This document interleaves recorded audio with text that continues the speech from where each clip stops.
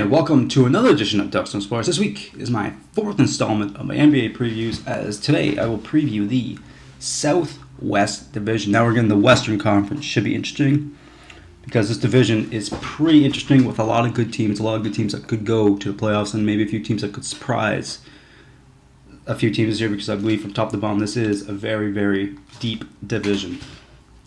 We'll start with last year's champs, the San Antonio Spurs. Biggest question of the year for them is, has age caught up to them? As last year was a magical run for the San Antonio Spurs, as they defied all logic and went to the Western Finals and were the number one seed in the Western Conference last year. Very, very impressive. I thought last year would be their decline and then slowly see them get out of the playoffs. But they proved me wrong. Tim Duncan had a very good year.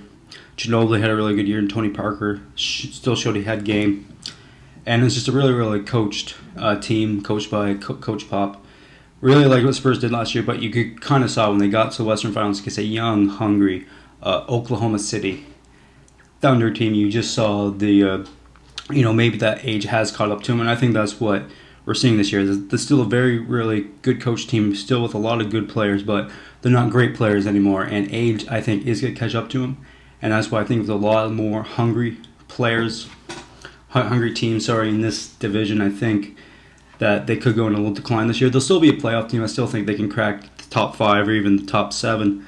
But will they be that number one seed and that dominant team through the regular season? I don't think so. And I think it's not going to be a long year, but it's going to be a slow decline for the 2012-2013 San Antonio Spurs. All right, our next team, the Dallas Mavericks, who made a few interesting trades in the offseason by clearing a lot of cap space to go get Darren Williams, and didn't get him. Tried to go Steve Nash, didn't happen. And it's pretty clear all that cap space is still there, so it's pretty clear they're keeping that cap space free for Dwight Howard when he comes a free agent in the offseason, but that is the offseason. We got a whole year to play, and that's why I do not like Dallas this year. I mean, they lost a lot of players. A lot of their veteran players left. They moved a lot of cap space to go get players that didn't come. And I think basically this comes down to if Dirk, who had an all right year last year, but not a great year by any standards, and if he's not a great player this year, I don't think the Mavericks have no chance. Yes, they won their title 2 years ago, and I think that might be the only title that Dirk is going to get. As I do not like Dallas this year, as they lost a lot of players. And I think the 2012-2013 year for the Dallas Mavericks is going to be long, because I don't think Dallas might even make the playoffs. I think it's going to be a really, really bad team with no real talent besides Dirk around this team. And I think the 2012-2013 Dallas Mavericks are in for a long, long year. All right, moving to an exciting team. A team made a big splash this season. The Houston Rockets, of course, got Jeremy Lin. Lin Sandy is now in H-Town. Should be interesting. Very interesting, because they gave this guy a lot of money. For a guy who had a few, let's face it, Jeremy Lin, he got a lot of hype because he was where he was playing and what city he was playing in. But this guy, let's face facts, when people found out his game, when they figured him out, it was so easy to stop him. I mean, it was pretty clear that he would just shoot left or just go left. As soon as you block that side left, wasn't comfortable shooting right or going or passing right. So, but generally, they gave this guy a lot of money. They want to be the franchise player. They want to be the next great Houston Rocket, but I don't think it's going to be that. I think Jeremy Lin's going to be a bust in Houston. I really don't see the upside in this guy. I think he's going to, like I said, a bust. I don't think he's going to be that good. And in a year, I think Houston's going to be really regretting signing that deal to Jeremy Lin. I don't know what they were thinking. Maybe they were hoping the Knicks would match. I mean, that's the only logical thing I think of. Maybe they get a player back from the Knicks. That's the only thing I could think of. I don't know if they really realistically thought they really wanted this guy, but if they wanted this guy, I think they're going to be sorely mistaken, because I think Jeremy Lin to me, Jeremy Lin is a bench player. He's a guy coming off the bench. If that's his one team, I think your team is in good shape and a very deep team, but not as a star player, not as the franchise guy. I don't think he's that. That being said, though, this Houston Rocket team was an all-right team last year. Of course, trading Kyle Lowry away to the Toronto Raptors, I think that was a huge mistake, because I love that guy. I think he's going to be a great player for the Raps this year. And a team like just kind of like the Mavericks, getting older, not quite what they used to be. And they got a few good young players on this team, but I think Houston is going to be right around the playoffs like they are every year. And still a really well-coached team.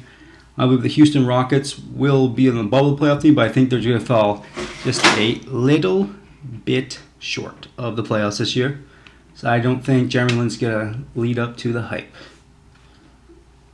And our next team, a team that could be a dark horse to win all this year, in my opinion, the Memphis Grizzlies, who year after year, the Memphis Grizzlies just get a little and a little and a little better. As, of course, their big splash a couple years ago was upsetting the San Antonio Spurs in the first round.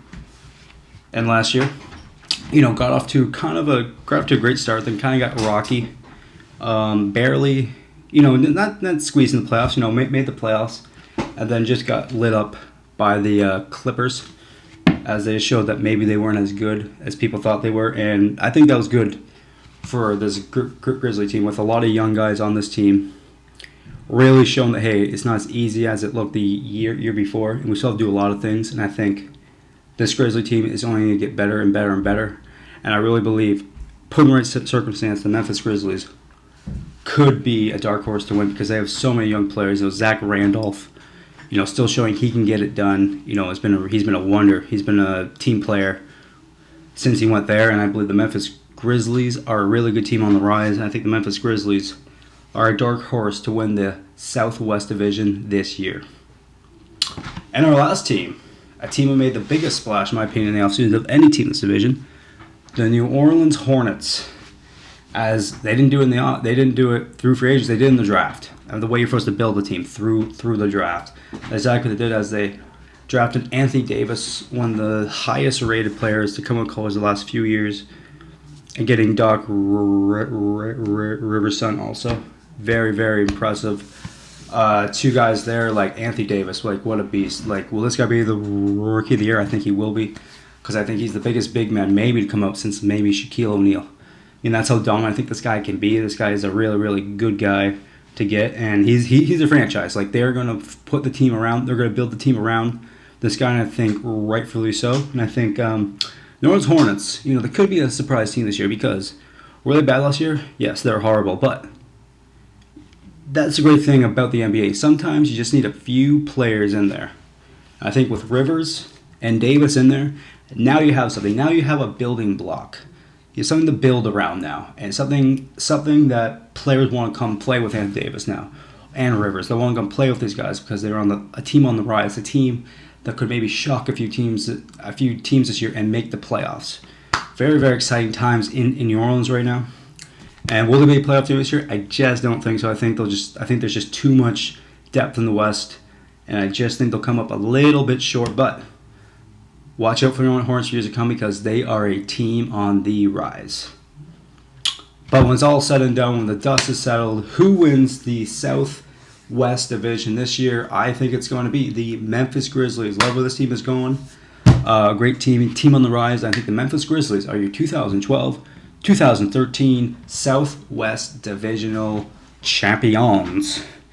Well, that's it for this preview, but remember, keep it tuned, because I'll continue previewing the Western Conference, as Western Conference is really the conference, as there's so many good teams in the West, from number 1 to number 8, so much good depth in the West. And should we get the NBA season right around the corner. But till next time, I'm Eric Duxter saying I'm Dux, and I know sports. Kind of.